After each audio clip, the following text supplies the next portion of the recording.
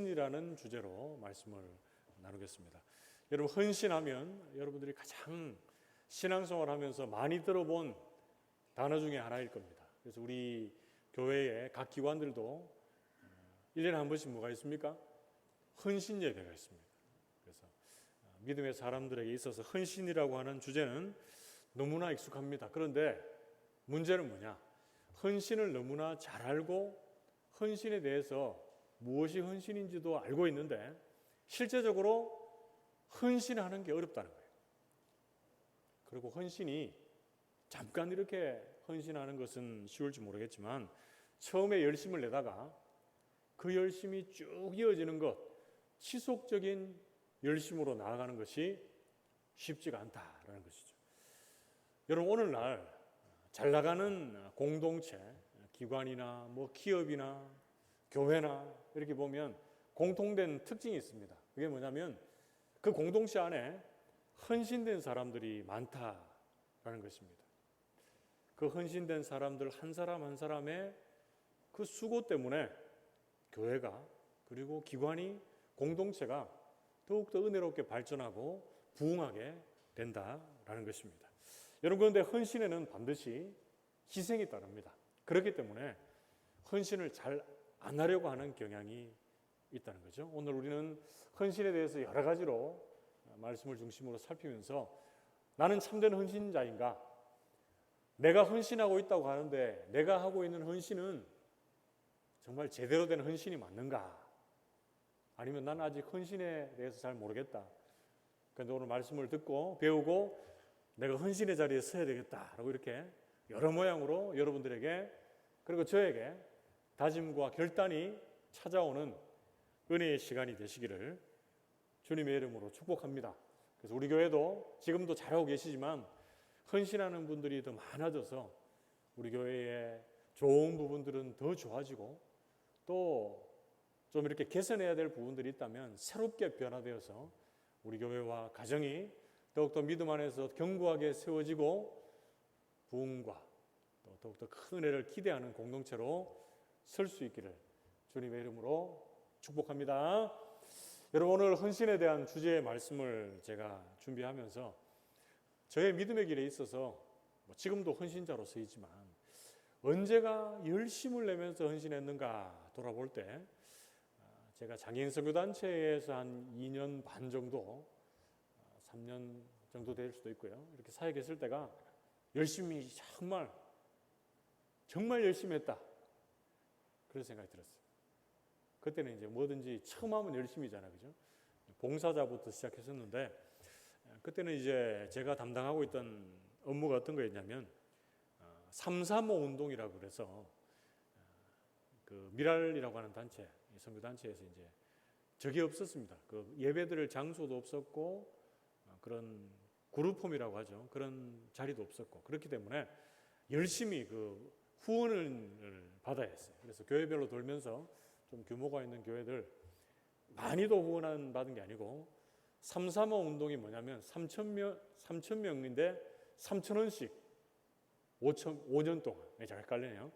3,000원씩 3,000명이 5년 동안.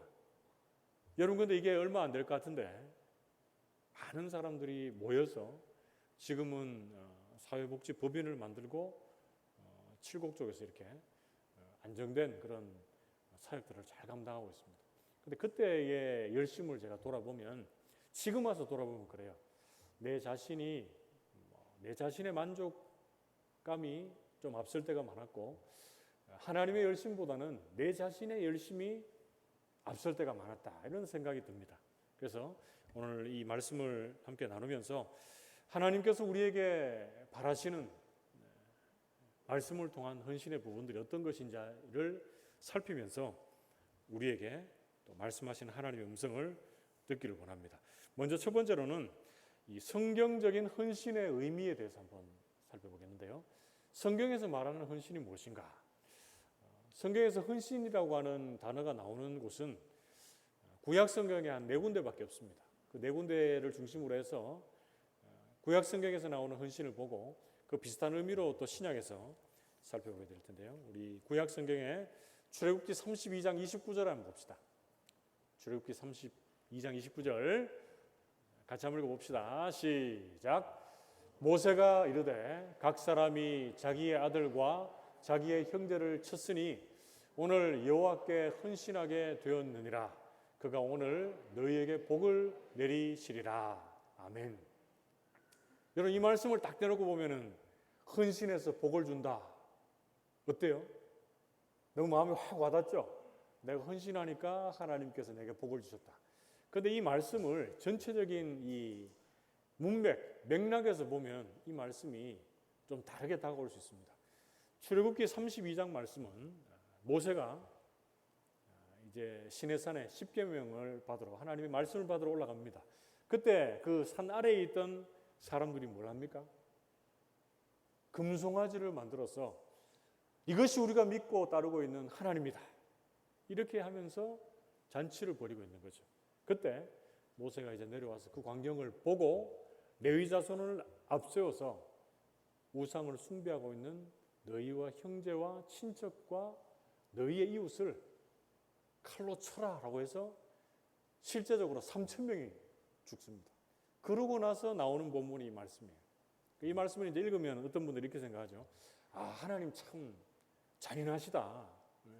사람이 저렇게 많이 죽어나가는데 그게 여호와께 헌신되었다 그러고 복을 주신다. 이거 좀 맞지 않나 이렇게 생각하실 수 있는데 여러분 여기에서의 핵심적인 내용을 알아야 됩니다. 이 말씀은 어떤 의미로 다가와야 합니까?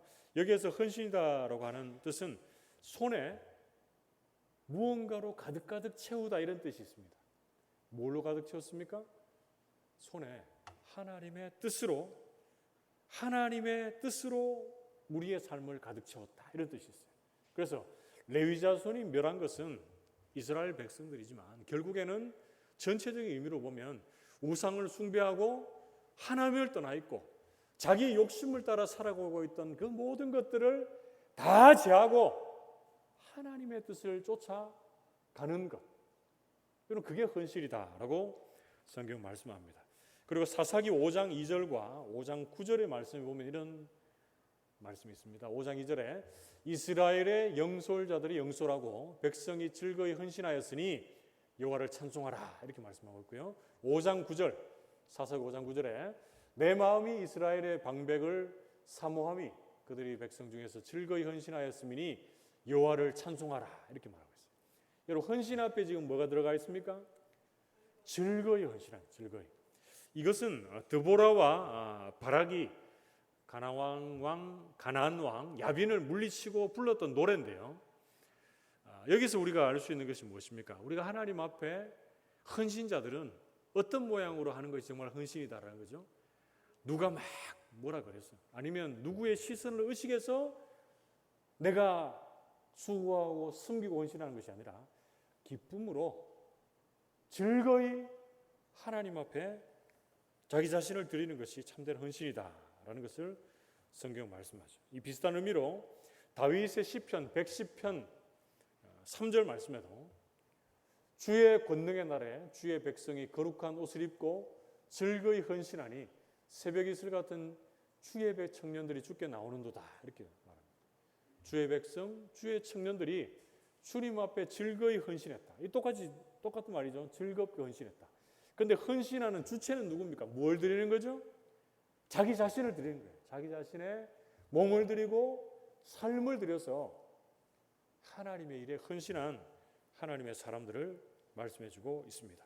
여러분 신약 시대에 와서 헌신이라고 하는 단어가 나오지는 않지만 다르게 얘기하면 드리다라고 하는 단어가 많이 나와요. 이게 이제 헌신이라고 하는 의미하고 연결할 수가 있는데 우리가 읽었던 로마서 6장 12절에서 14절 말씀에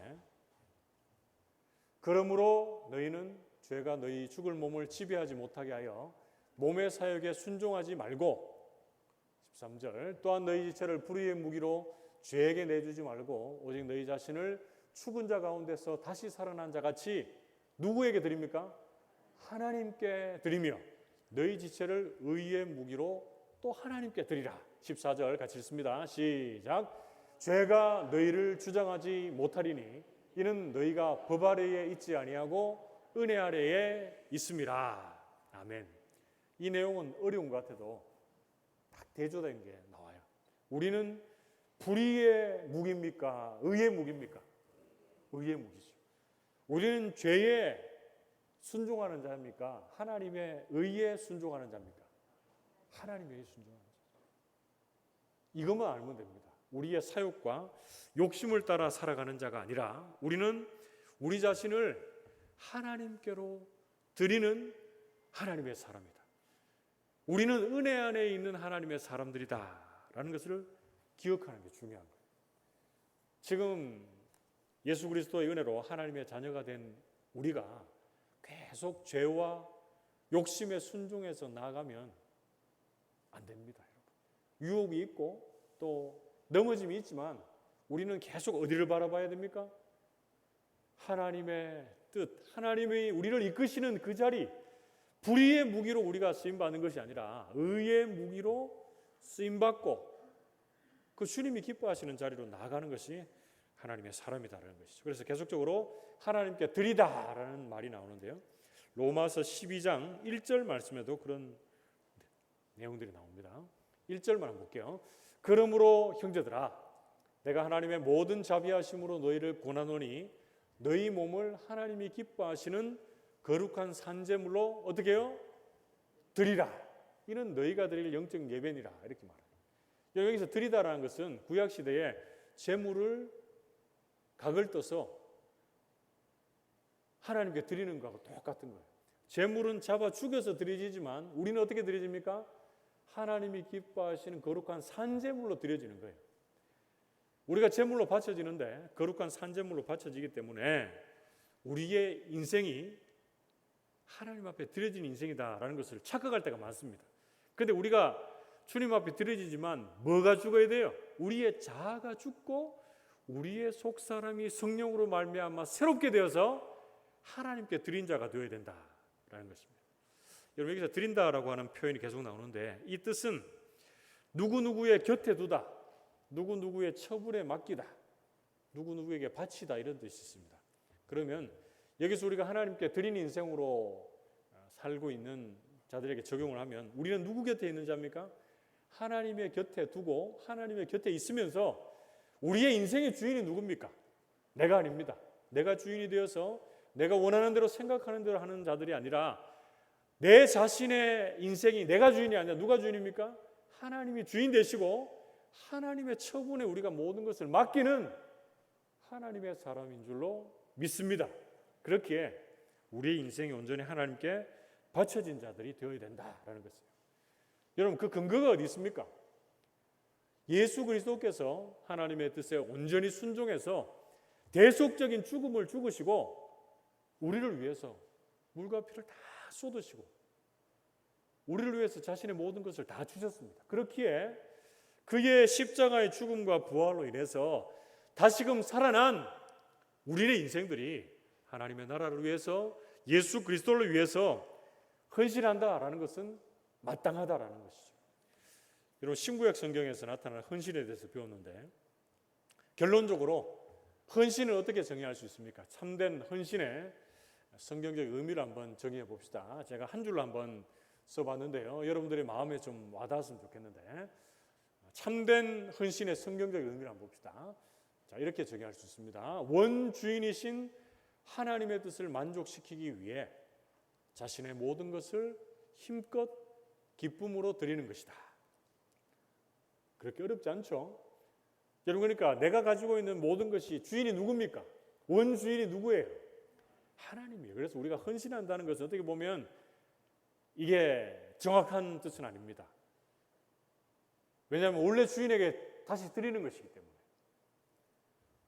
하나님의 뜻을 만족하기 위해 드림받은 우리는 드리는 그 모습에 있어서도 어떻게 드려야 됩니까? 모든 것을 힘껏 드리고 기쁨으로 드리고 자원함으로 드릴 수 있는 우리 성도님들 되시기를 축복합니다. 자, 그러면 왜 헌신해야 되는가? 앞에도 비슷한 얘기를 했었지만 좀 더 구체적으로 봅시다.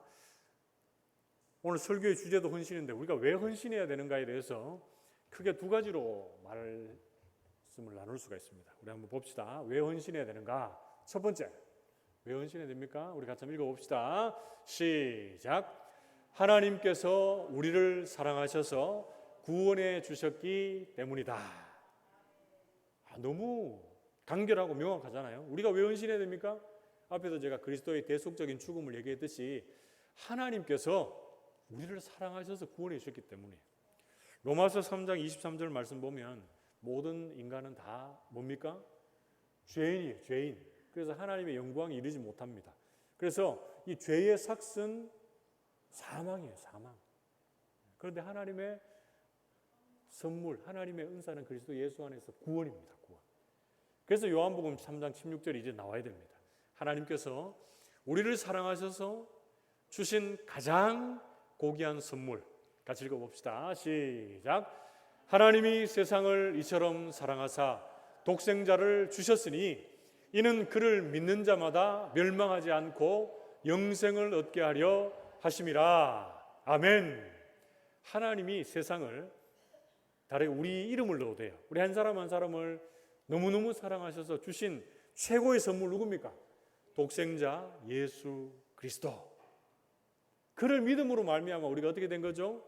죄로 인해 죽었던 자, 영멸에 처할 자였는데 그를 은혜로 믿는 믿음으로 말미암아 멸망하지 않고 영생을 얻게 하려 하심이라. 이렇게 말씀하고 있어요. 주님 우리를 너무너무 사랑하셔서 주신 예수님 때문에 우리가 멸망해서 영생으로 옮겨진 겁니다. 로마서 5장 8절 말씀에도 보면 우리가 아직 죄인 되었을 때에 그리스도께서 우리 죄를 위하여 죽으심으로 자기에 대한 그리스도의 사랑을 우리에게 확증해 주셨다, 보여주셨다, 이렇게 말씀하고 있어요. 우리가 하나님의 말씀에 순종하고 우리가 하나님의 뜻 안에 살아서 하나님이 나를 구원해 주신 것이 아니라 우리가 어떤 자리에 있을 때요? 죄의 종되었고 죄인 되었을 그때에 그리스도께서 십자가의 죽으심으로 말미암아 하나님께서 우리에 대한 사랑을 보여주셨다, 이렇게 성경 말씀해 주고 있습니다. 그리고 고린도후서 5장 15절 말씀, 고린도후서 5장 15절 같이 한번 읽어봅시다. 시작. 그가 모든 사람을 대신하여 죽으심은 살아있는 자들로 하여금 다시는 그들 자신을 위하여 살지 않고 오직 그들을 대신하여 죽었다가 다시 살아나신 이를 위하여 살게 하려 함이라. 아멘. 우리가 누구를 위해 살아야 됩니까? 하나님을 위해 살고 예수 그리스도를 위해 살고 그분의 영광을 나타나기 위해서 이 땅을 살아가야 되는 하나님의 사람들인 줄로 믿습니다. 왜 그렇습니까? 우리의 죄를 대신해서 예수 십자가에 죽으셨기에 우리도 또한 그와 함께 죽었고 주님의 다시 사심은 우리가 죄에 대해서 죽고 하나님의 의에 대해서 다시금 살아난 하나님의 사람들이기 때문에 그렇습니다. 모든 성도들이 하나님의 이 사랑, 구원해 주신 은혜에 감사해서 주님 앞에 기쁨으로 자원함으로 헌신하는 성도들 되시기를 축복합니다. 두 번째, 우리가 왜 헌신해야 되는가? 같이 한번 읽어봅시다. 시작. 하나님께서 헌신된 자들을 통하여 하나님의 일을 행하시기 때문이다. 하나님이 헌신된 자들을 통해서 하나님이 일하신다. 이건 똑같은 거예요. 우리가 기도 안 해도 말씀을 안 보고 있어도 하나님이 충분히 하나님의 뜻을 우리 가운데 펼치실 수 있지만 하나님이 우리가 말씀을 읽고 그 말씀의 뜻 가운데 우리의 길을 인도하시고 우리가 기도할 때 기도하는 그 사람들을 통해서 하나님이 역사하신다. 이거 똑같은 겁니다. 헌신된 자들을 통해서 하나님이 일을 행하신다. 역대하 16장 9절 말씀에 여호와의 눈은 온 땅을 두루 감찰하사 전심으로 자기에게 향하는 자들을 위하여 능력을 베푸시나니, 여기까지 말할게요. 이 말이 어디서 나오는 말씀입니까? 아사 왕이 여호와 하나님을 의지하고 마음을 다하여 여호와 하나님을 찾고 또 찾았을 때에 이방 여러 민족들을 이 아사 왕 손에 붙이셨다는 말이에요. 그래서 하나님은 오늘도 이 땅을 두루 살피사, 여러분 두루 살피사라고 하는 뜻에는 헌신된 자들을 찾기가 그렇게 쉽지가 않은 것 같아요. 참된 헌신자들을 찾기가. 그래서 진심으로 자기에게 향하는 자들을 위해서 능력을 베푸시기 위해서 오늘도 지금 이 순간에도 하나님은 우리의 한 사람 한 사람을 살펴보고 계신다, 이렇게 말씀하고 있습니다. 요한복음 12장 24절 말씀에 보면 내가 진실로 진실로 너에게 이르노니 하나의 밀이 땅에 떨어져 죽지 아니하면 하나를 그대로 있고 죽으면 많은 열매를 맺느니라 이렇게 말합니다. 이게 자연의 법칙일 뿐 아니라 우리 인생사의 법칙이요 믿음의 사람들의 법칙입니다. 땅에 떨어져서 죽지 아니하면 아무것도 없는데 뭐 해야 된다고요? 죽어야 많은 열매가 맺는다는 거예요. 헌신에 뭐가 따른다 그랬습니까? 제가 앞에 희생이 따른다 그랬어요. 그래서 우리가 죽어서 거름이 되고 죽어서 영양분이 되고 다른 사람들을 살리는 힘이 되고 도움이 될 때 하나님이 주시는 능력이 될 때 많은 열매를 맺는다라고 성경은 말씀해 주고 있습니다. 여러분 죽을 수 있겠습니까? 여러분들의 목숨이 죽는 것보다 여기서 얘기하는 죽는 것은 뭡니까? 여러분들의 자아가 죽고 여러분들의 욕심이 죽고 여러분들의 펄떡펄떡 일어나는 이 성격들이 죽는 겁니다. 그럴 때 하나님이 여러분들을 통해서 역사하신다. 성경 말씀해 주고 있습니다. 자, 그리고 세 번째, 우리가 왜 헌신해야 되는가를 배웠다면 무엇에 어떻게 헌신해야 되는가? 우리가 헌신해야 되는 구체적인 그런 영역들은 어떤 것들이 있는가? 이 내용들 우리가 앞에 살펴본 내용들하고 중복되는 게 많기 때문에 좀 간단하게 살펴 넘어갈게요. 우리가 어디 헌신해야 됩니까? 봅시다. 첫 번째는 우리는 하나님의 말씀, 하나님의 뜻에 의해 헌신해야 됩니다. 여러분, 말씀에 의한 헌신은 지속적이고 오래갑니다. 그러나 감정적인 헌신은 어떻게 됩니까? 환경에 따라서 요동치고 흔들리고 넘어질 때가 많아요. 예전에 어떤 선교 집회에서 이런 것들을 많이 했습니다. 말씀을 듣고 막 기도하면서 은혜를 받아요. 은혜를 받고 나서 그 주변의 분위기가 막 이렇게 헌신해야 되는 분위기로 막 무르익어 갑니다. 그때 이렇게 앞에 인도자가 물어요. 자, 내 남은 삶을 선교사로 오지에 가서 헌신할 사람 손들어 보십시오 하면은 그 집회에 있는 사람들 대부분이 막 손들어요. 그런데 이것은 물론 앞에 말씀 듣고 기도하고 은혜도 받았겠지만 이 감정에 의한 헌신이 될 수 있다는 거죠. 우리가 주의 일을 할 때도 마찬가지. 그래서 어떤 분들 보면 좀 교회를 좀 숨기십시오 뭐 이렇게 좀 하시면 좋겠습니다 할 때 금방 이렇게 안 하시는 분들이 있잖아요. 저는 그런 분들을 볼 때 좀 목회자가 하면 왜 좀 순종하시지 왜 안 하나 이런 생각 저 별로 안 합니다. 이분은 좀 신중하시구나. 좀 더 기도하고 하나님의 뜻을 구하시는구나 이렇게 보게 되는 거예요. 그렇다고 여러분 제가 혹시 그런 부탁할 때 무조건 다 그러시면 안 됩니다. 하나님의 말씀 뜻에 헌신할 때 이게 지속적이고도 굳게 견고하게 갈 수 있다는 거예요. 두 번째, 우리는 어떨 때 또 헌신해야 됩니까? 기도에 헌신해야 됩니다.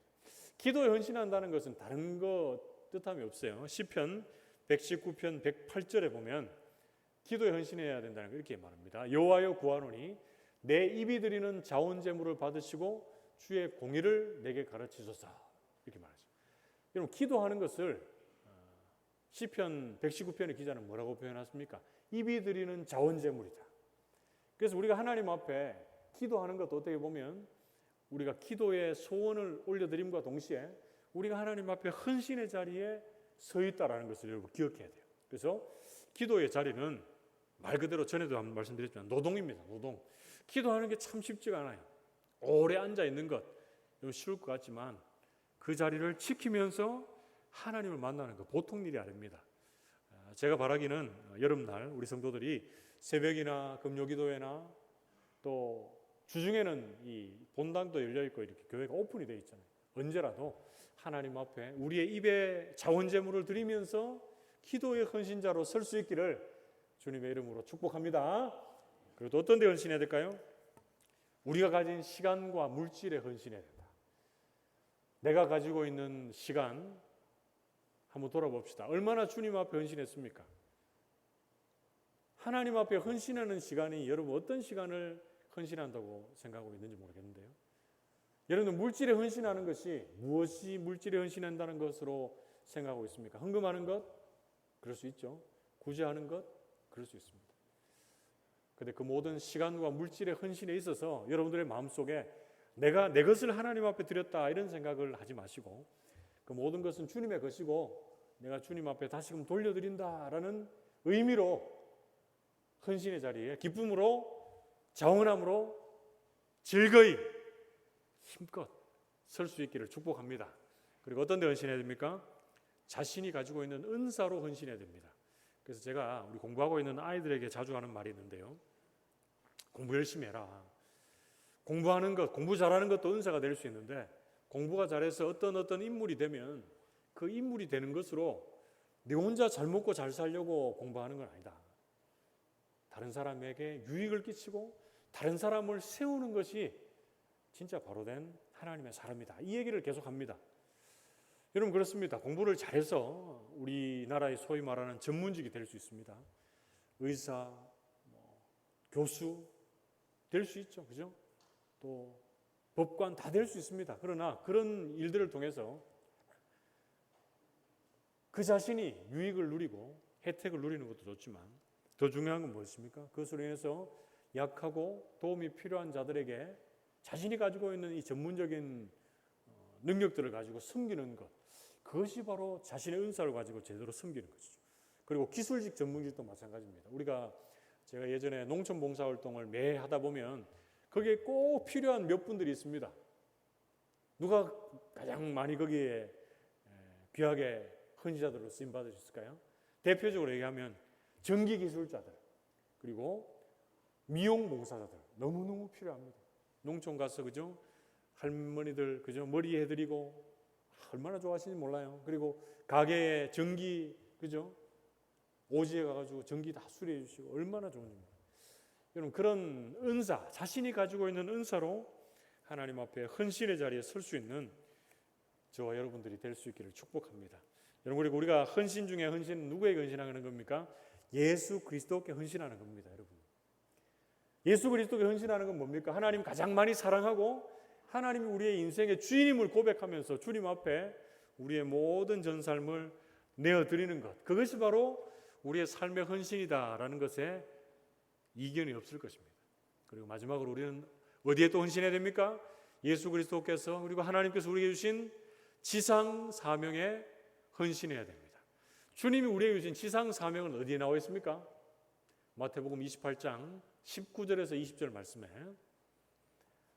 주님 십자가에 죽으시고 부활하신 후에 승천하시면서 제자들, 이 땅을 살아가야 될 하나님의 백성들에게 주신 최고의 명령, 그러므로 너희는 가서 모든 민족을 제자로 삼아 아버지와 아들과 성령의 이름으로 세례를 베풀고 20절 내가 너에게 분부한 모든 것을 가르쳐 지키게 하라. 볼지어다 내가 세상 끝날까지 너희와 항상 함께 있으리라 하시니라.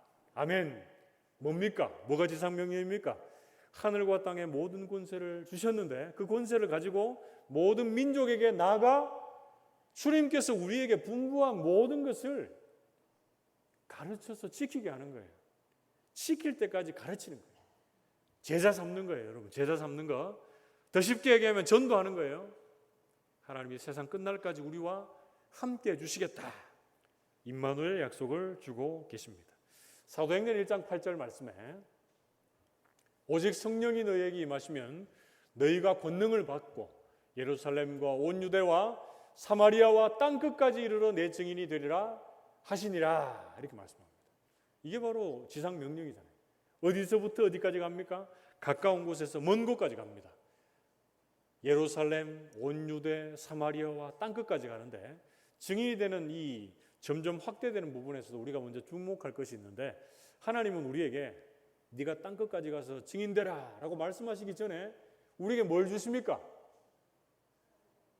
성령이 임함으로 말미암아 권능을 주시는 거예요. 권능. 그래서 하나님이 아까 임마누엘도 약속했지만 우리 혼자 가게 하시지 않으십니다. 하나님이 우리와 함께 하시고 성령께서 우리에게 큰 권세와 능력을 주셔서 우리에게 주님이 분부한 것을 가르쳐 지키게 할 수 있도록 제자 삼는 그 사역을 땅끝까지 감당케 하신다는 것입니다. 여러분 그 중에 주목할 것이 몇 가지 있는데 그 중에 하나만 봅시다. 예루살렘, 온 유대, 사마리아와 땅끝 중에 사마리아가 있어요. 사마리아. 여러분 이스라엘 백성에게 사마리아는 어떤 땅입니까? 가기 싫은 땅이에요. 가기 싫은 땅. 왜냐하면 이들은 아수르족과 이렇게 혼혈 민족이라 그래서 말도 건네기 쉽고 상종하기 쉽지 않는 그런 사람들이에요. 그렇게 생각했다는 거죠, 그 당시에. 그런데 우리 주님께서는 명령하시면서 사마리아에도 가라, 사마리아 민족에게도 복음을 전하라, 이렇게 말씀을 하고 있습니다. 여러분, 로버트 보드만이라고 하는 선교사님이 있는데 이분이 2차 세계대전에 출전을 해서 일본군과 전투를 하다가 목에 관통상을 당했어요. 그래서 큰 중상을 입었는데 목숨을 잃지는 않고 목소리가 제대로 안 나오는 그런 중상을 입고 이제 살아가시는데, 이분이 참 대단하신 게 일본군하고 싸우다가 일본군에게 큰 중상을 입고 이렇게 장애를 가지고 사는데, 이분이 어디 선교를 하러 가는지 아십니까? 일본에 선교를 갔어요. 1951년도에 전쟁이 끝날 거죠. 가서 30여 년 동안 일본의 그 영혼들을 향해서 복음을 전하다가 그 선교 일정을 마치죠. 대단하지 않습니까?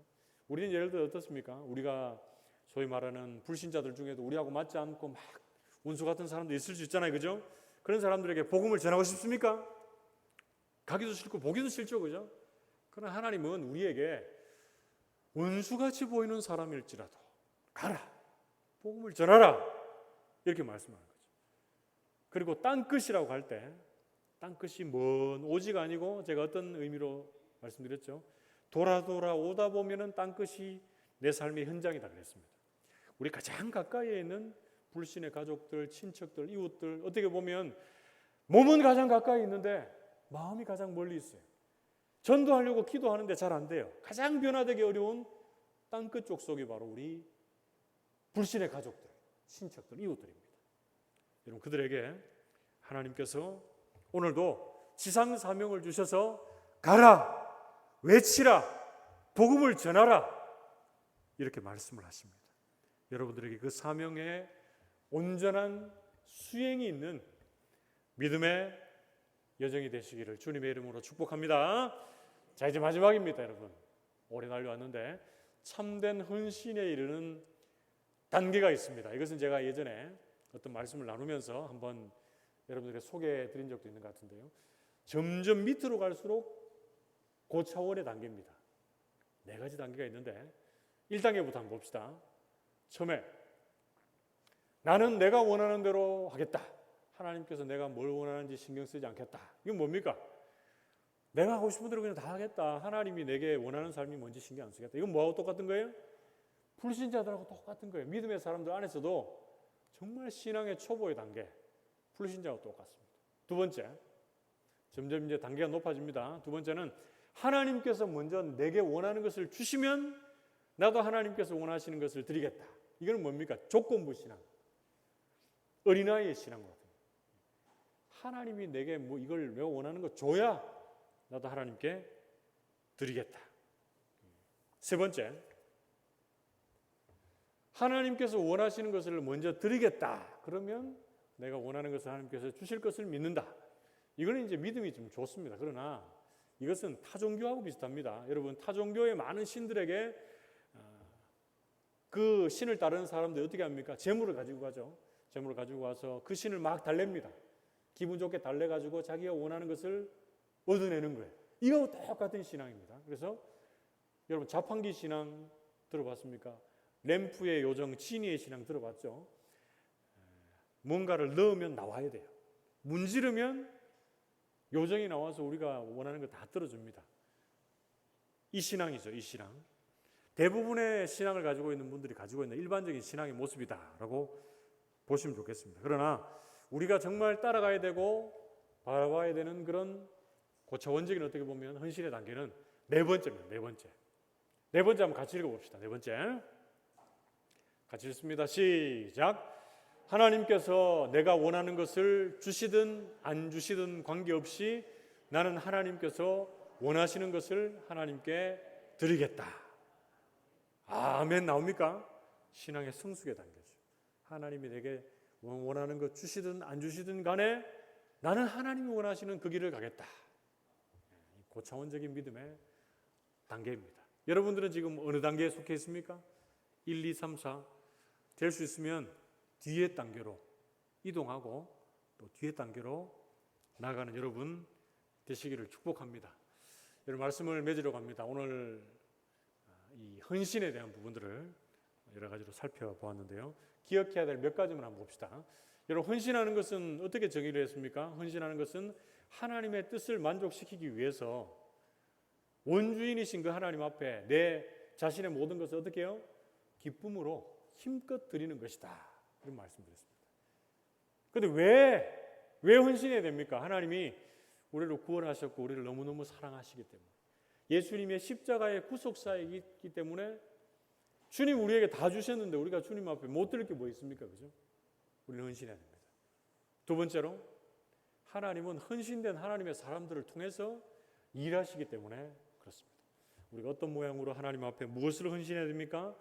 말씀에 하나님의 뜻을 바라보며 헌신해야 되고, 기도의 헌신자로 서야 되고, 그리고 우리 가지고 있는 시간과 물질, 은사를 가지고 하나님 앞에 헌신자로 서야 되고, 예수 그리스도께 헌신할 때 주님 주신 지상 사명, 제자 삼는 그 사역을 이루어드리기 위해서 우리가 참된 헌신자로 세워져야 할 것입니다. 우리 모든 성도들이 참된 헌신이 무엇인지 돌아볼 때 주님이 내게 무엇을 주시든지 주시지 않든지 간에 내가 주님 앞에 기쁨으로 드리겠습니다 라고 하는 이 마음으로 하나님 앞에 즐거이 헌신하는 하나님의 사람들 다 되시기를 축복합니다.